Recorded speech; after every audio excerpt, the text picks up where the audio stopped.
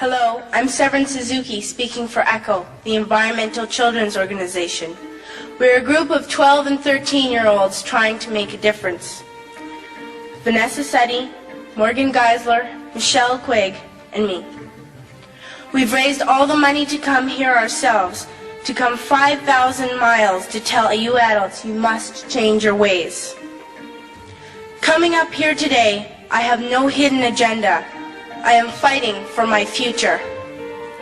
Losing my future is not like losing an election or a few points on the stock market.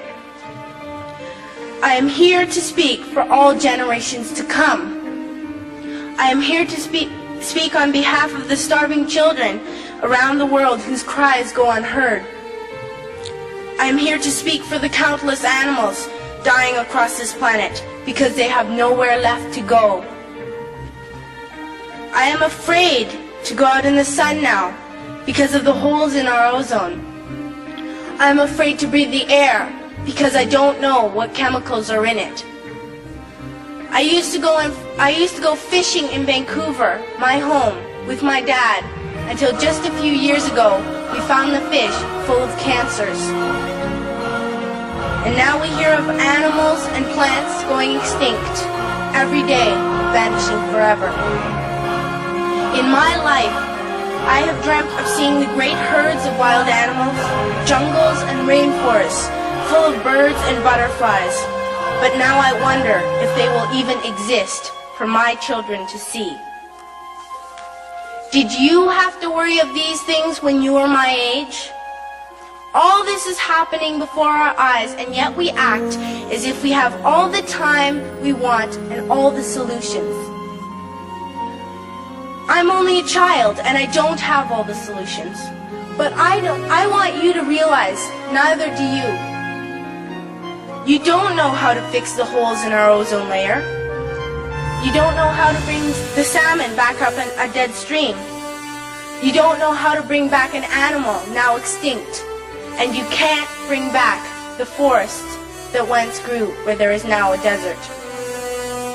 If you don't know how to fix it, please stop breaking it.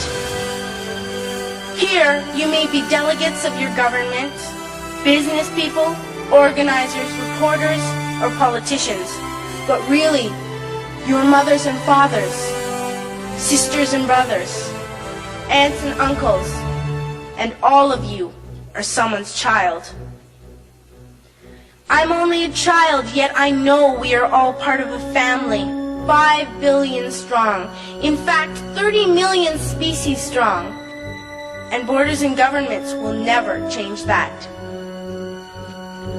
I'm only a child, yet I know we are all in this together and should act as one single world towards one single goal.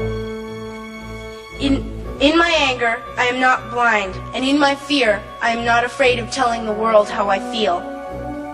In my country, we make so much waste. We buy and throw away, buy and throw away, buy and throw away, and yet northern countries will not share with the needy. Even when we have more than enough, we are afraid to share.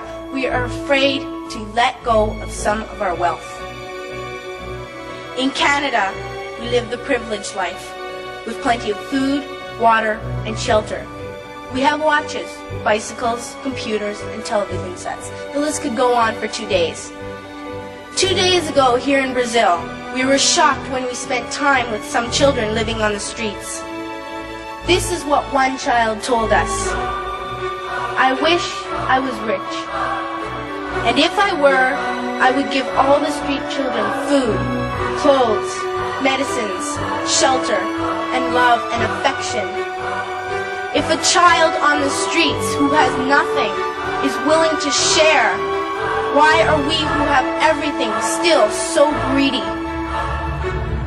I can't stop thinking that these are children my own age, that it makes a tremendous difference where you are born. That I could be one of those children living in the favelas of Rio. I could be a child starving in Somalia, or a victim of war in the Middle East, or a beggar in India. I am only a child, yet I know if all the money spent on war was spent on finding environmental answers, ending poverty, and finding treaties, what a wonderful place this earth would be. At school, even in kindergarten, you teach us how to behave in the world. You teach us to not to fight with others, to work things out, to respect others, to clean up our mess, not to hurt other creatures, to share, not be greedy. Then why do you go out and do the things you tell us not to do? Do not forget why you are attending these conferences, who you're doing this for. We are your own children. You are deciding what kind of a world we are growing up in. Parents should be able to comfort their children by saying, everything's going to be all right. It's not the end of the world, and we're doing the best we can. But I don't think you can say that to us anymore. Are we even on your list of priorities? My dad always says, you are what you do, not what you say. Well, what you do makes me cry at night. You grown-ups say you love us, but I challenge you, please, make your actions reflect your words.